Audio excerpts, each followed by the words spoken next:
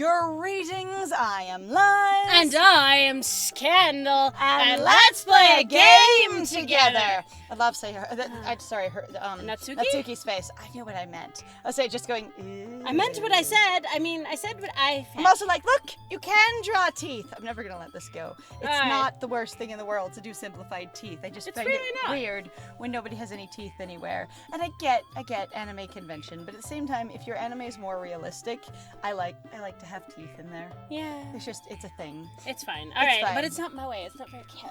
On the other hand, teeth can be super cute, but at the same time, like, if you're talking about something like Black Butler going the entire series he doesn't have teeth because then when he shows them their demon teeth, you have to go, okay, now this is an intentional narrative visual thing where you're saying he literally didn't have teeth and just had gums on purpose. Honestly, for most of the series. That would be the goddamn funniest thing in the world. Anyway, people going, there's something wrong with your face. Like, really, the whole time. People should then interact with it, going, your narrative device doesn't work.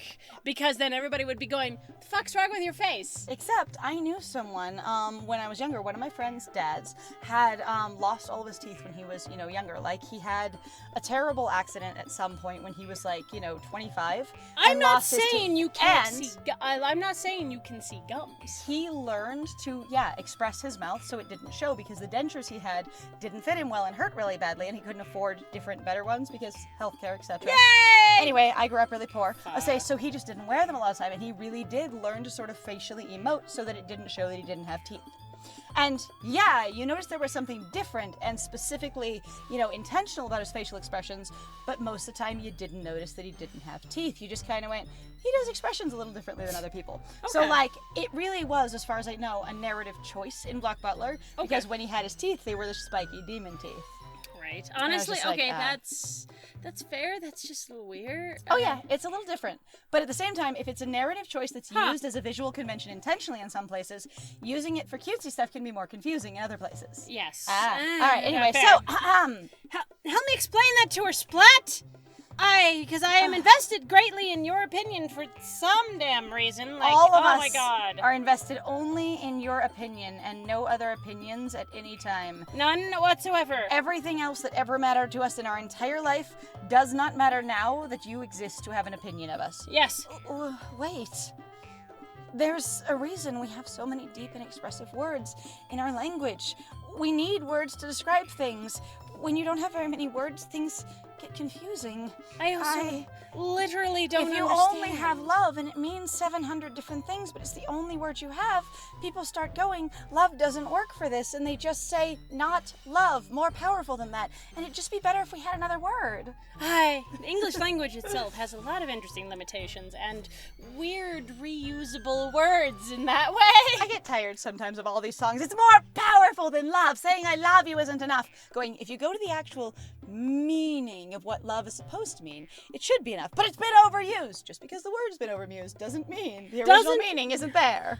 It doesn't. Like saying awesome. Yes. If you read the definition of awesome, being awe-inspiring and overwhelming and the most coolest, badass, amazing thing ever, like you've just seen a star come into existence in all that entails and your eye holes were able to process it, and so were your neural synapses. That would be awesome. But also, these fries are awesome. Yeah, these fries are awesome. Honestly, right. You might. Your tongue might be odd. It's true. I did it. Expressive word. Right. It's the only way to convey complex feelings and meaning the most effectively. Body language is shit, my friend. Really? Avoiding them is not only unnecessarily limiting yourself, it's also a waste. Oh no. You could be so much more specific, and I am going to grammar police you like crazy and say that I appreciate that your opinion could be valid in theory, but it's just not in reality. Because, when you use simple words in simple terms, honey, it just means you're basically short selling yourself. Like, you're selling yourself short. You're just not being as good as you could. You could do better. Honestly, there's a lot of people who've gotten a lot of credit for being incredibly simplistic. Yes, and for making things accessible. Okay, so the reason it's really, really good when someone releases a, juvenile reader version of an adult book is because it is hard to simplify things sometimes. times, like Jane Austen for teens or, you know, for your like 8th grade reader is a really valuable thing because they have to decide where to put in the words that, you know, to enough words, like the bigger words that still keep some of that language in context but that the kids can glark from context because a lot of that language is very esoteric. A lot of those specific dialogue, you know, like word choices and vocabulary are things we don't really use, and we especially don't use in our middle grade readers kind of thing. And then getting that story to an accessible, you know, point. It's why the yearling books were so popular for a while. They were, but I also, see, I feel terrible because I was really always that kid that would read basically the adult version of the book. I would always read. I didn't know that they were, like, there was a kid version of the books in existence until basically I stopped being a kid. Or basically near when I was done with high school, where it was suddenly like, here's all the kid versions, and you're going, what the hell are kid versions? And the thing is I've wanted kid versions instead of big classic fancy fiction, of modern fantastical fiction kind of thing, of going, not fiction, fantasy, like high fantasy. I've advocated going, you know what would be super cool if we took the Mistborn series from Brandon Sanderson and turned it into an 8th grade reader, translated it for kids in, you know, 6th to 8th grade. That could be because great. then they could read a giant ass fantasy epic, which is like the stuff they usually want to write. See Aragon. Then they would have better examples of it, that kind of thing. Anyway, it doesn't matter. But Yuri is being a snob, a word snob in a big way. It is true. You do understand that, right? Splat, you'll agree with me. You'll support me. You'll choose my position over hers because then it will show that she is actually wrong and that I am actually right. And since I'm going to carefully stand in a way that is both demure and feminine, but also attractive and highlights my breasts first, you're going to side with me, right? What are you doing? Oh my god. Like, wow! Well? How did I get dragged into this in the first place? Oh my god, I am not drunk enough for this. This is ridiculous. It's not like I know anything about writing, so why everybody is putting their opinion on me is really freaking weird. Okay, so again, this is a thing that has bothered me very much about the story, and I'm really hoping they're meaning to do this on purpose. But it is a problem in stories of pointing out, everyone going, you're the new person, your opinion matters the most. They're like, I literally have no exposure. And I've seen people actually do this to new people in a group. Well, they go, you need to decide because you're not involved. Basically, you're the layman here. And going, and so whatever you say will then be law. Which is stupid because you actually sometimes watch it and the other person who doesn't get picked to go, I'm still right. Because the thing is that they have different knowledge and different experience, and losing your opinion that quickly to somebody who doesn't know what the shit they're talking about is ridiculous. And is actually a thing that is a problem anyway. We're going like, yes, laymen are useful and helpful, but they are not always correct or accurate because they don't know what's going on and they don't understand your field. Somebody just whipping in and going, I will give them unabashed control of the situation where they could choose whether or not we do this thing or this thing, which could be life-altering either way. Like, it's ridiculous. And it's also the love interest problem of going, as soon as you have a format of romance or framed as an idea of romance, the love interest character is then framed as basically to be the center of the world.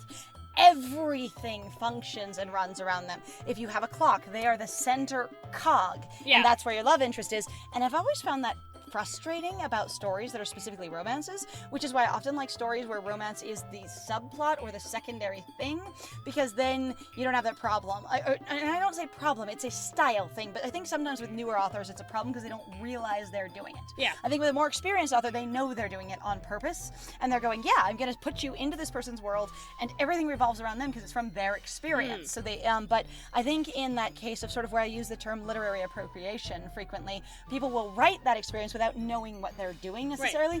So it's uneven in some places and it's also way over the top in other places where absolutely everything reacts to them. Sort of like in freshman fantasies where, you know, you do something quietly in the corner of the cafeteria and the entire school turns and laughs at you as if all of them could be aware of what you do at any point. Or all of them could hear you, all of them That's could why I say see aware you. every single sense. Oh yeah, no. But I've tried to go like further to illustrate just how ridiculous it basically is. Like, you really got to think about it. Like, I can know anything about writing, but whoever I agree with, I'll probably think more highly of me.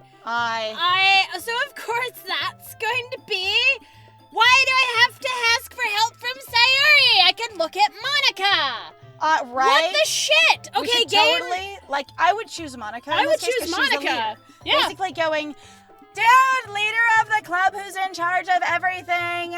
Your club is misbehaving, hello. And or you set up this literature club with literature standards for literary things. So like, you should decide. You should totally have the answer to this literary question. I'm sorry, I am defaulting to the boss here. Yeah, and so that makes the right, like, perfect amount of sense to me. And but that also might not necessarily be what Splat does, because I also have to admit there is some level of going Splat would be vindictive enough to potentially go, I'm going to pick someone just to watch you fight.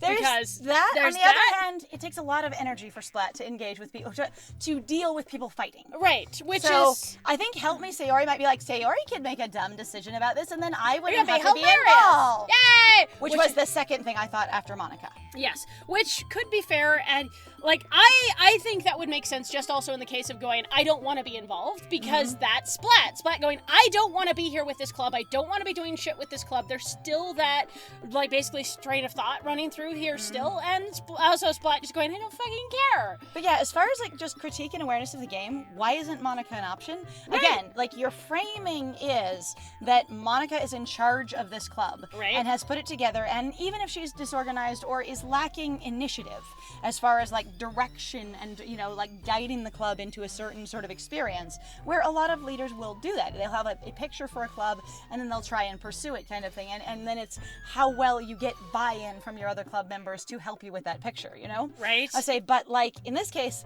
not having her there, I assume, is supposed to be some narrative on your personal character. So does it mean that Splat, our MC, doesn't, you know, respect authority, doesn't basically think about chain of command, isn't organized or connected in that way, is so unused to being in programs and organized spaces that that they don't even think about choosing the person in charge. They're instead going, these two people are in front of me and I know that one person. Which would make sense. I was actually going to go with that, going like that would make sense, be like your character doesn't know Monica, but they know, air quotes, Sayori, even if all they do is bully and bash Sayori around. At least Sayori is another person they can tell, you need to help me, Sayori, this is important. So I would tend to argue here, since Splat doesn't want to take sides because they don't want anyone pushing into their space any more than they already have, and if I take sides, they might like me more, which means they'll spend more time with me or more attention on me or expect more from me. Yeah. I should get Sayori to diffuse this. Yeah. So that sounds reasonable to me. Right, yep, let's go with Sayori. Alright, button Sayori. Natsuki? Natsuki glares at me, drying up any words I had in my mouth. So instead, I turn to Yuri. Yuri, like... So, that's interesting. If you choose Sayori, help me, you actually try and diffuse this yourself. Or you yell, hey, help me, Sayori, because we're not being clear here. We don't know whether or not that was an actual action, that we just, help me, Sayori! And then we tried to turn around and talk to Natsuki and Yuri. Oh, yeah, when clicking it, did we already say it as we clicked it? Because a lot of them, you click it and then they show you saying it, but this one may not do it that way. Which is fine, and now I'm more confused with the convention. So I know each game is different, but usually there's a running theme, but I don't know. So I guess we'll have to pay attention closely when we make choices that are actually dialogue choices, which we haven't really made any dialogue choices. This is like the second choice we've ever made. Third choice, because we get to choose for the poem. Right. And then we get to choose, technically several choices, but we get to choose who to show our poem to. So we have not made any dialogue choices. Yeah. So it seems like, based on this first dialogue choice, that you say it the second you click on it. It doesn't then go to the dialogue box and say it. Well, unless... now that makes sense as to why, though, people will take the dialogue and they'll stick it down in the bottom to let you know you actually said it. That you did actually say it. Which, okay, now I can appreciate that choice more, because as not being exposed to it, you guys, it's really weird, where you're like, I know what I was doing. I picked this thing to say, especially where it leads up to it going, what should I say? And you click on it going, I will say this thing. And then you say it. And then... I was going to say, now, I will say that if it does that thing that happened in my Mystic Dragons, where it led up to a final action, it could be that we go, you know, Natsuki, Yuri, they both, neither of them respond, and then we call for Sayori. So we need to get a tiny bit further to be sure of that. Yes, convention. absolutely. Let's find out. All right, let's go. But Yuri's expression is so defenseless that I can't bring myself to say anything to her, going, oh my god, you both are super manipulative and I don't like this. You're really aggressive and you're really like, no, please don't hurt me. And it's really fucking annoying. A girl. Oh no. Sayori! It was a lead up. So choosing that option didn't have us say it. It created a in-world path to get to that choice. Right. Which is a different experience altogether. And I'd be interested if they all do that. Like if we had chosen Natsuki and then it starts with unrelated dialogue and then picks Natsuki, or I guess lead up dialogue. But actually at the same time too, so what I've been frustrated about is where games will bounce back and forth, and I can't tell which one's going to do that and which one's not going to do that, and going like, then do I not understand what's going on?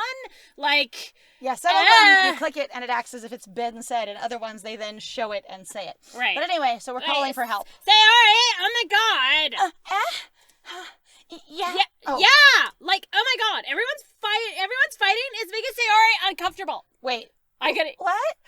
You always put shit on me. I'm putting this on you. You clearly have been standing over there listening the whole time. Like because all of them. You totally are standing there listening the whole time because everybody stands here and stares at the other people that are talking to me because that's what this club apparently is stand over there and watch until I'm done talking to whomever it is. I'm doing a callback. Oh. Yes, because remember how earlier where Sayori was like, this is making me uncomfortable. Stop fighting. Remember that happened earlier? Right. We're going to do the same. I turn it around on you. Sayori, it makes you uncomfortable. See? Everyone's fighting is making Sayori uncomfortable. We're not allowed to fight. It's not going to happen. See? Okay. I know it. That is such a good catch and honestly good convention on their part. Now, it's interesting character choice, but I really actually kind of love that. And also the dead silence of no music is entertaining. Yeah, it's gone. There's nothing, by the way.